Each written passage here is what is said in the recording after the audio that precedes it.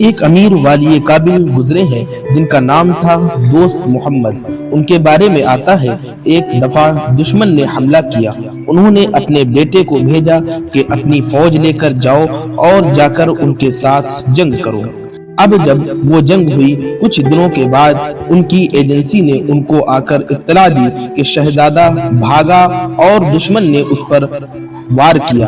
اس کی پیٹھ پر زخم بھی آئے مگر وہ بچ نکلا اور کہیں روپوش ہو گیا اور اس کو شکست ہو گئی۔ اب یہ سن کر والی کابل کا دل بڑا مغموم ہوا، بڑا پریشان ہوا۔ گھر آیا، بیوی نیک تھی، پہچان گئی قابل کو کوئی صدمہ ہے۔ نیک بیویاں ایسے وقت میں اللہ کی نیک بندیاں رحمت بن کر آتی ہیں اور اپنے قابل کے دکھ بانٹ لیتی ہیں۔ اس نے پیار سے پوچھا، آج میں آپ کو غمزدہ پاتی ہوں، کیا بات ہے؟ قابل نے بتایا کہ اطلاع آئی ہے کہ میرے بیٹے نے شکست کھائی، اس کی پیٹھ پر زخم آئے، زخمی حالت میں بچ نکلا اور روپوش ہے۔ میری ایجنسیوں نے اطلاع دی۔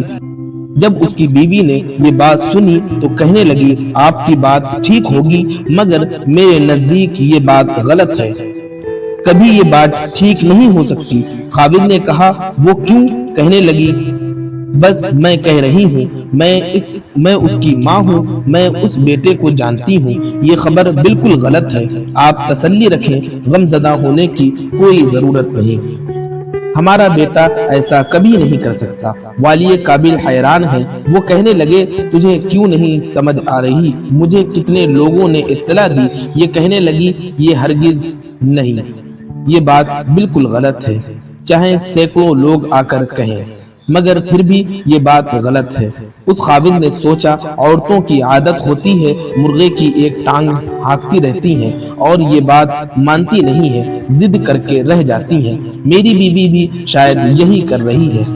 مگر تیسرے دن اطلاع ملی کہ بات تو بالکل غلط تھی، شہزادے کو اللہ نے فتح عطا فرما دی اور وہ فاتح بن کر واپس لوٹا۔ جب والی کابل کو اطلاع ملی، اس نے گھر آ کر بتایا کہ وہ بات واقعی غلط نکلی، میری ایجنسیوں کی بات ٹھیک نہیں تھی، مگر یہ بتاؤ کہ تمہارا معاملہ کیا ہے؟ تم نے کیسے کہہ دیا کہ یہ بات غلط ہے؟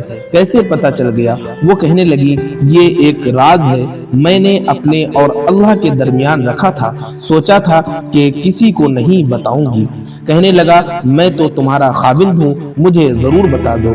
کہنے لگی، راز یہ ہے کہ جب بچہ میرے پیٹ میں آیا، میں نے اس وقت سے کوئی مشتبہ لقمہ اپنے منہ میں نہیں ڈالا، اور جب بچے کی ولادت ہوئی میں نے نیت کر لی میں اس بچے کو ہمیشہ باوضو دودھ پلاؤں گی۔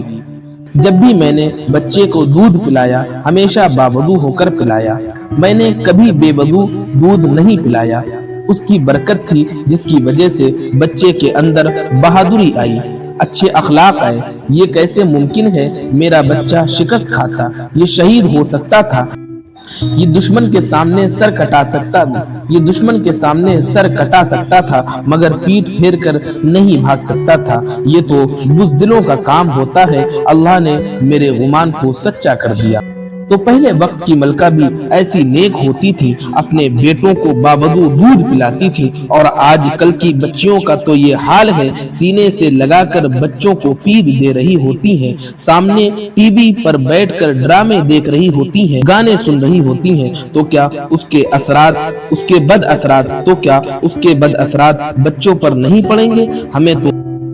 ہمیں ایسی تربیت کرنی چاہیے کہ بچہ جانباز بھی ہو اور ایمان و یقین میں پختہ بھی۔